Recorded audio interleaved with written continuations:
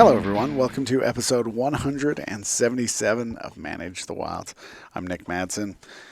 I recently got off of a week-long trip out on the Salmon River on the lower Salmon where we had been floating. And one of the cool experiences that you have when you get on these trips is the fact that you get to just get away from it all. You don't have the emails, the constant phone calls, the Instagram, social media, text message that you have to respond to. You can just get away, slow down your pace, and enjoy looking around you. The scenery was just amazing. One of the cool things that I like is the fact that I get to interact with my kids in such a different way when you go about doing these type of things. And we just get to talk about all the different things that we see because the river's moving fairly slow. In fact, in a way that you can just look around you and enjoy the scenery.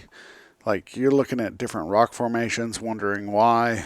A lot of the maps that we had a good bit of information, but you're looking at different animals, seeing different vegetation types. And it was just a cool experience to sit and talk with the kids and talk to them about how the river is making its way, why there are certain rapids the way they are. And then when we would pull over at nights and we would sleep on the beach, you didn't have that hum of traffic.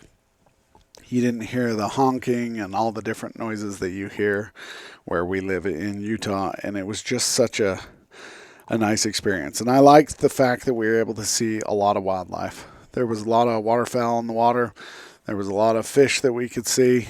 There was a lot of different deer that we were able to see. We were able to see a bunch of does, a bunch of bucks, a bunch of does with fawns, and to see how healthy they are and progressing and talk about the different food types that they were eating.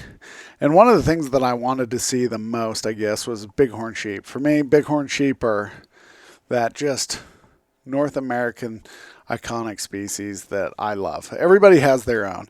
Some people will say it's grizzly bear. Some people will say it's elk. Some people say, we all have our species, and mine happens to be bighorn sheep. And it was such an enjoyable sight when we finally did see them that we had barely pulled off of our camp on the last morning. We hadn't seen them for a week, and it was the last morning, and we were headed out. And we were 10, maybe 15 minutes into our float when my brother-in-law yells out, "Hey, there's one up on the cliff." And we look up, way up high. Because when you're in that Hell's Canyon area, everything is tall. We look way up there, and there's this rocky outcropping. And right on top of that outcrop was just this magnificent bighorn ewe. And she was standing there in all her glory, and we got our pictures. And when you look at the pictures, they don't do justice. Because she was so high up and so far away that she looks a little itty-bitty. But it was a really cool sight. As we started getting close to the confluence where the salmon and the snake meet up, we started to see more and more. And as we got closer and closer into Lewiston, you could see more until we got to our takeout point. And then we saw a bunch of ewes that had some collars on and all the different states in that location doing a bunch of monitoring and collar work on them. And it was such a cool sight to see. So when I got home, I started looking into it, and we floated through what's called Unit 11 in Idaho. It's also known as the Hell's Canyon North area. And I started looking into it. And one of the things that I always look for when you're looking for bighorn sheep is disease. How much is disease prevalent in these areas? And actually, one of the big ones is MOV, or Mycoplasma ovi pneumoniae. And it wasn't in the area that we were in, thank goodness. They have multiple strains all over Idaho that are currently infecting populations.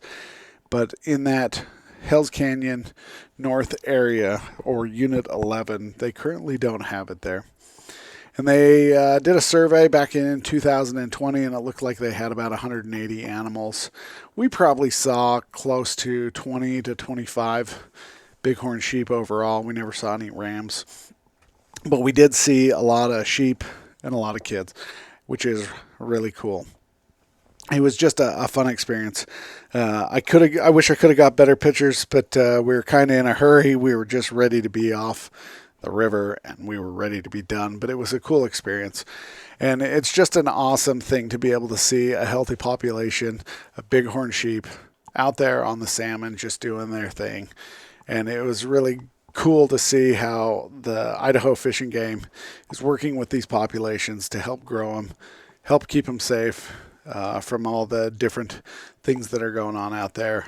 And it was an awesome opportunity for my kids because, as we get more and more and involved in wildlife management, you see all the challenges that wildlife are facing.